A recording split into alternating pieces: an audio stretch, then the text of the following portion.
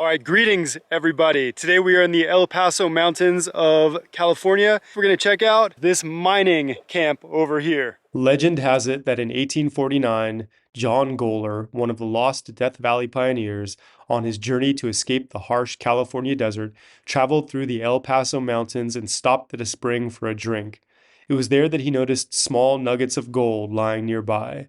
Before making his way to Los Angeles, he would leave his rifle on the hillside to mark the spot. Years later, when Goler returned, he was unable to find the spring he'd once located. Ever since that time, the area has seen a long history of mining, and today we're visiting a cabin from the 1930s. To this day, Goler's legend lives on in the canyon's eponymous name.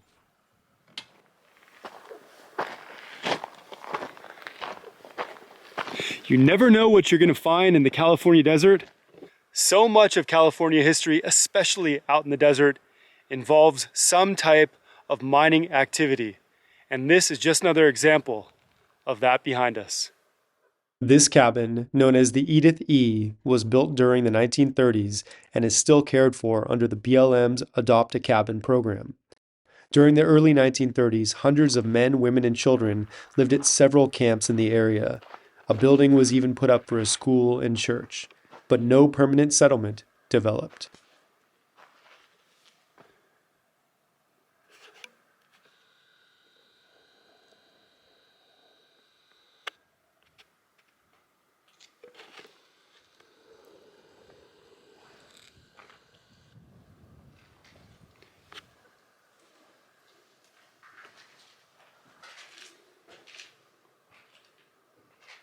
"50 years after Goler's original stopover, an 1893 gold strike would set off a bonanza. Hundreds of people filed claims, but mining in Goler Canyon had mostly died down by the turn of the century. The miners here would have been looking for placer gold, or gold that has broken away from its original lode, which has been deposited in streams, sands, or other sediment.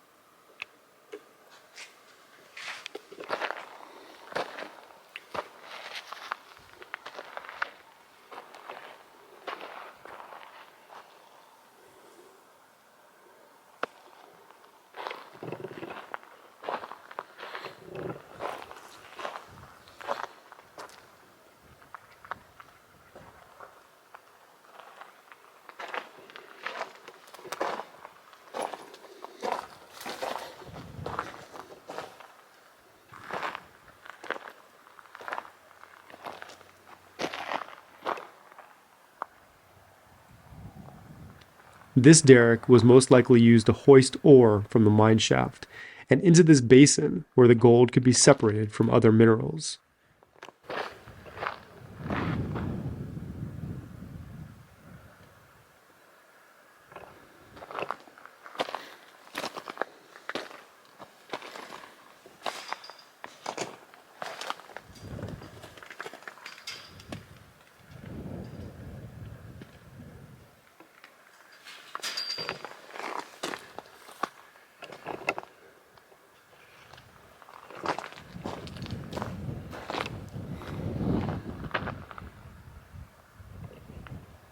You can see over here there's a tailings pile. It looks like there might be an adit over in that direction there.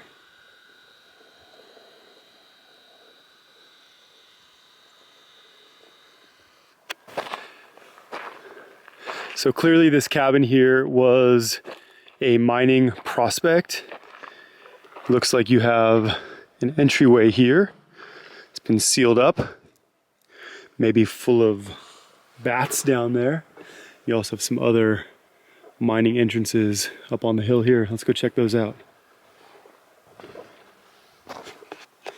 So this is really interesting. You have this modern caging here to prevent anyone from falling into the mine, and also that allows bats to go in and out of. And then inside here, as you can see, you have the remnants of the old entrance. Wonder how far down it goes.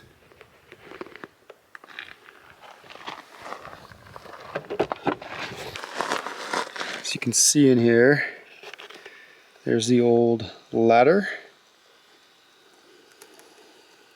That looks like quite a pit. Let's go up top and see if we can look down.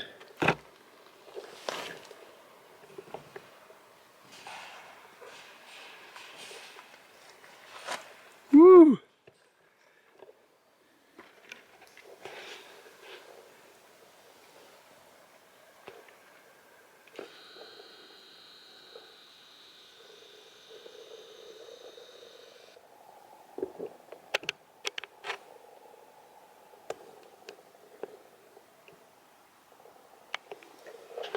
Let's drop a rock and see how hard it lands. Not very deep at all. Maybe 15-20 feet max.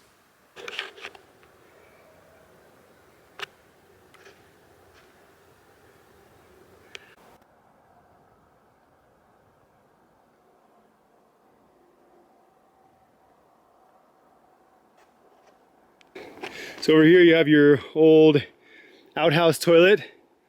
Don't know where the outhouse is currently at. Probably was not there.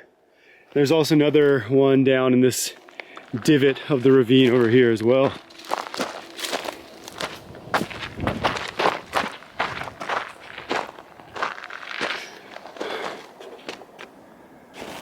Actually, by the looks of it, it doesn't appear there was ever an outhouse down there to begin with. After a while of exploration, we headed up the wash to look for other signs of the old mining community. So you can see over here that there's what appear to be stone walls. Maybe at one point there was a wagon trail that went through here that kept eroding.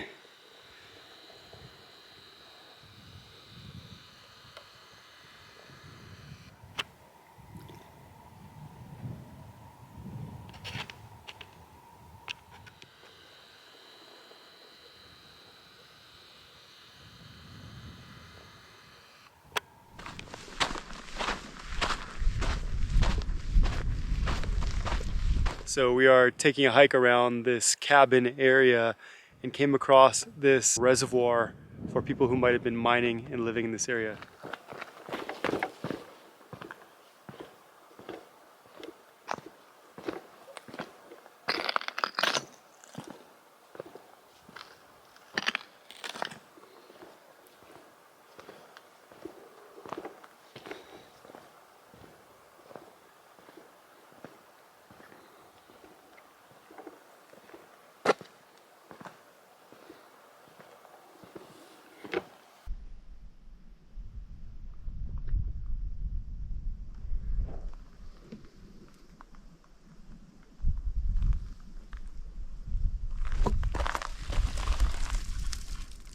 I found the timing of this inscription really interesting. I was able to look up a John George Argyle, and if it is the same person, they died just about 1 month before the filming of this video. Then up here, you have an interesting marker, Bucky NE. Let's zoom in on that.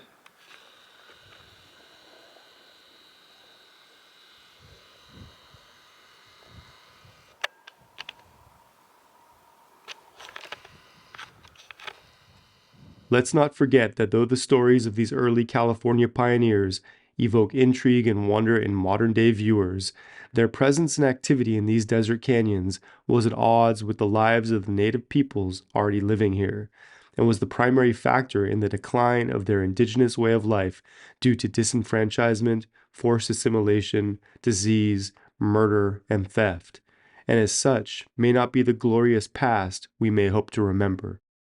Thanks for joining us on this episode. We'll see you next time.